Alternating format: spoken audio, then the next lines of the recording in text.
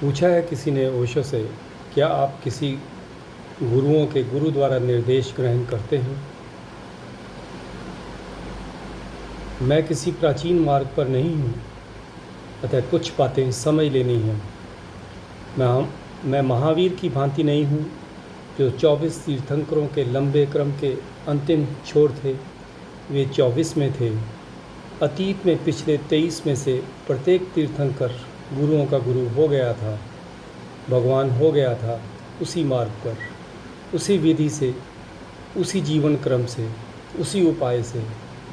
प्रथम तीर्थंकर थे ऋषभ और अंतिम थे महावीर। ऋषभ के पास निर्देश लेने को अतीत में कोई ना था।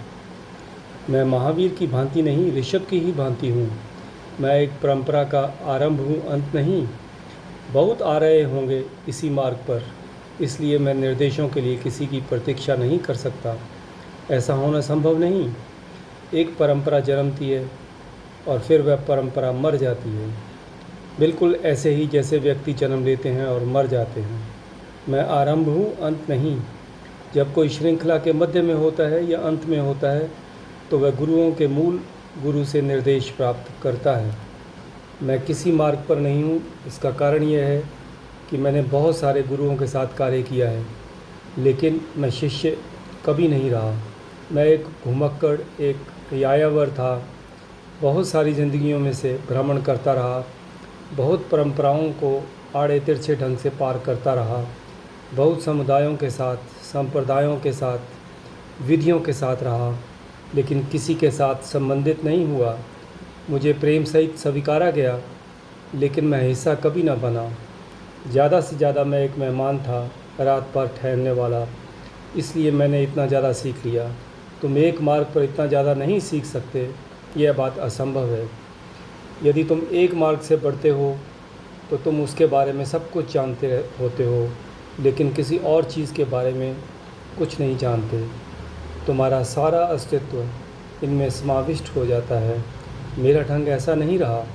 मैं एक भौरे की भांति एक फूल से दूसरे फूल तक जाता रहा हूँ, बहुत सुरभियाँ एकत्रित करता रहा हूँ। इसीलिए मैं जैन के साथ एक लय में हूँ, मोहम्मद के साथ एक लय में हूँ, जीसस के साथ एक लय में हूँ, यहूदियों के साथ एक लय में हूँ, पतंजलि के साथ एक लय में हूँ, भिन्न मार्गों के साथ जो कई बार बिल्कुल ही विपरीत होते हैं, लेकिन मेरे लिए एक छिपी हुई स्वर संगति बनी रहती है। इसलिए वे लोग जो किसी एक मार्ग का अनुसरण करते हैं मुझे समझने में असमर्थ हैं। वे एकदम चकरा जाते हैं, हक्के बक्के रह जाते हैं। वे किसी एक विशिष्ट तरक को जानते हैं, एक विशिष्ट ढांचे को। यदि बात उनके ढांचे में ठीक बैठती है तो वह ठीक होती है, यदि वह ठीक नहीं बैठती तो वह गलत होती है। उनके पास सीमित संकुचित कसौटी होती है।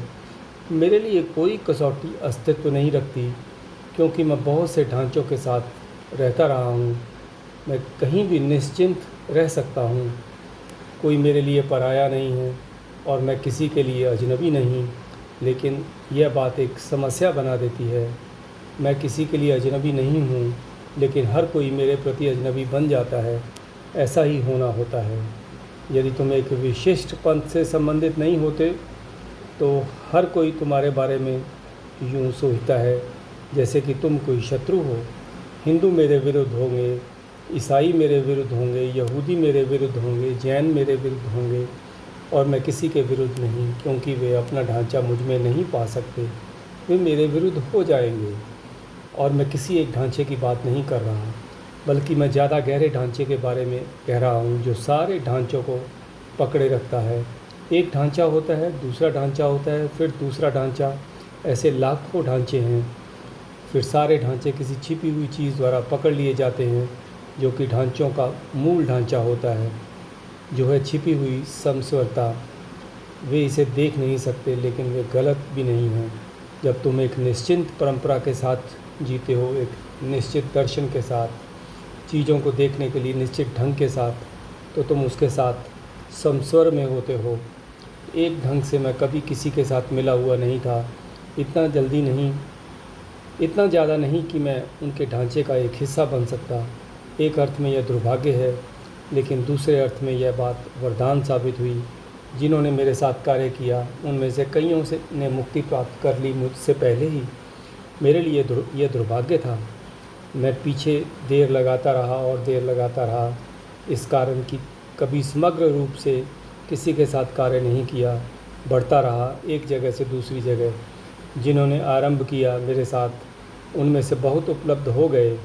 जिन्होंने मेरे बाद आरंभ किया उनमें से भी कुछ मुझसे पहले ही पा गए।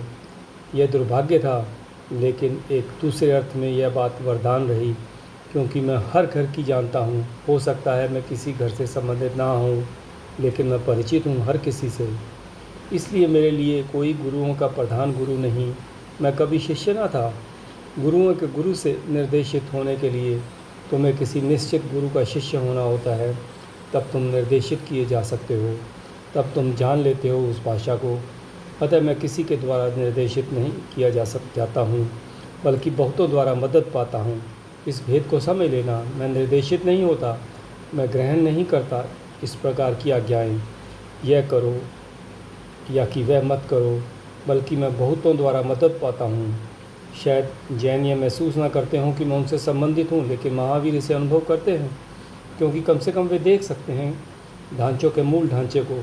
जीसस के अनुयायी शायद मुझे समझने के योग्य ना हों, लेकिन जीसस समझ सकते हैं। तो मैं बहुतों से पाता रहा हूँ मदद। इसीलिए बहुत लोग विभिन्न स्रोतों से आ रहे हैं मेरे पास। इस समय तुम खोजियों का ऐसा समूह इस पृथ्वी पर कहीं और नहीं पा सकते। यहूदी हैं, ईसाई हैं, मुसलमान, हिंदू, जैन, बौद्ध, सभी हैं संसार भर से आए हुए, और भी बहुत ज़्यादा जल्दी ही आते होंगे। बहुत सारे गुरुओं से मिलने वाली मदद है ये। वे जानते हैं कि मैं उनके शिष्यों के लिए सहायक हो सकता हूँ, और वो भेज रहे होंगे और भी बहुतों को, लेकिन निर्देश कोई नहीं, क्योंकि मैंने शिष्य के रूप में किसी गुरु से कोई निर्देश कभी नहीं पाए। अब कोई ज़रूरत भी नहीं है। वे तो बस मदद भेज देते हैं, और यह बेहतर है। मैं ज़्यादा स्वतंत्र अनुभव करता हूँ। कोई इतना स्वतंत्र नहीं हो सकता जितना कि मैं। यदि तुम महावीर से निर्देश ग्रहण करते हो तो तुम इतने स्वतंत्र नहीं हो सकते जितना कि मैं हूँ। एक जैन को जैन ही रहना पड़ता है। उसे बौद्धत्व के विरुद्ध, हिंदुत्व के विरुद्ध बोलते जाना होता है।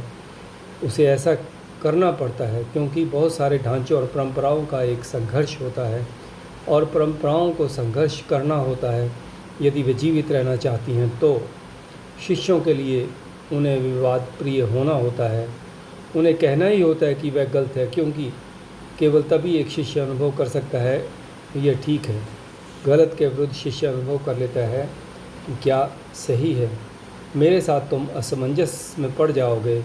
यदि तुम मात्र यहाँ हो तुम्हारी बुद्धि के साथ, तो तुम दुविधा भरे हो जाओगे।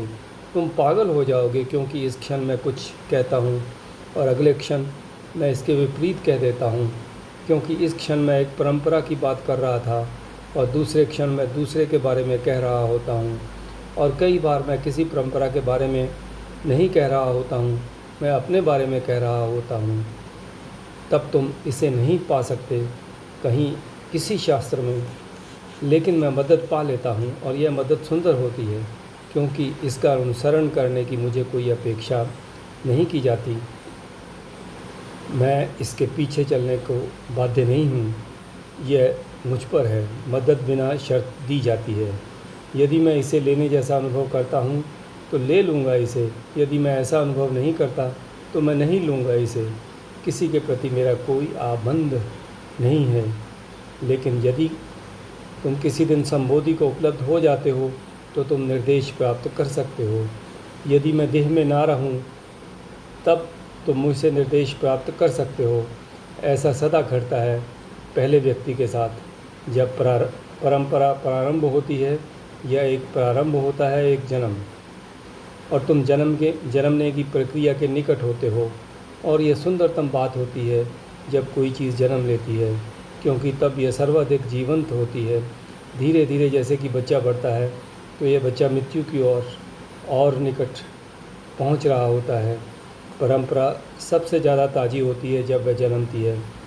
इसका एक अपना ही सौंदर्य होता है जो अतुलनीय होता है, बेजोड़ होता है। जो लोग ऋषभ को सुनते थे प्रथम जैन तीर्थंकर को, उनकी गुणवत्ता अलग थी। जब लोगों ने महावीर को सुना, परंपरा हजारों वर्ष पुरानी हो गई थी। वह तो बस मरने के किनारे पर ही थी। महावीर के साथ ही वह मर गई। जब किसी परंपरा में और गुरु उत्पन्न नहीं होते, तब वह मृत हो जाती है। इसका अर्थ होता है परंपरा अब और नहीं बढ़ रही। जैनों ने इसे बंद कर दिया। 24वें के बाद वे बोले, अब और गुरु नहीं, और तीर्थंकर नहीं।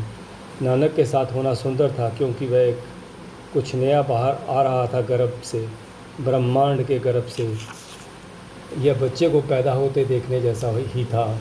यह रहस्य है, अज्ञात का ज्ञात में अवतरित होना, अमूर्त का मूर्त में रूप में आना। यह ओस कणों के समान ताज़ा है।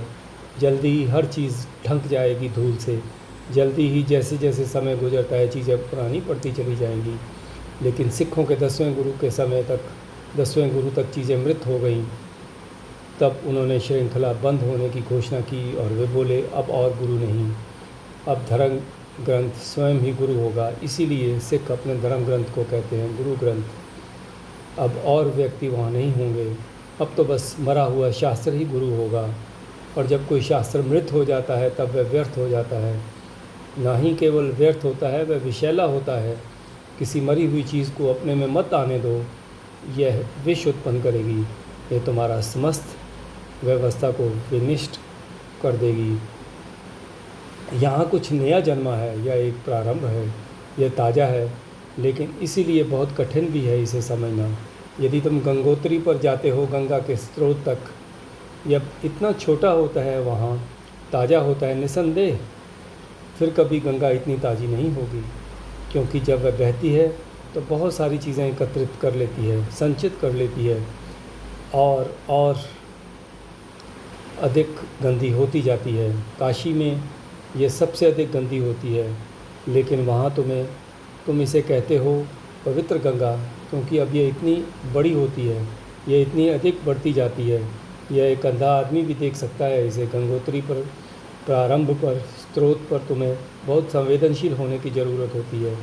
केवल तभी तुम इसे देख सकते हो, वरना तो वह टपकती बूंदों के क्षीण धारा ही होती है। तुम विश्वास भी नहीं कर सकते कि बूंदों से बनी यह क्षीण धारा गंगा हो जाने वाली है। यह बात अविश्वसनीय होती है। बिल्कुल अभी यह देख पाना कठिन है क्या घट रहा है, क्योंकि यह बहुत ही छोटी धारा है। बच्चे की भांति ही लोग चूक गए ऋषभ के साथ, उन प्रथम जैन तीर्थंकर के साथ। लेकिन वे पहचान सकते थे महावीर को। समझे ना, पहले के ऋषभ के प्रति जैनों के मन में कोई बहुत श्रद्धा नहीं है।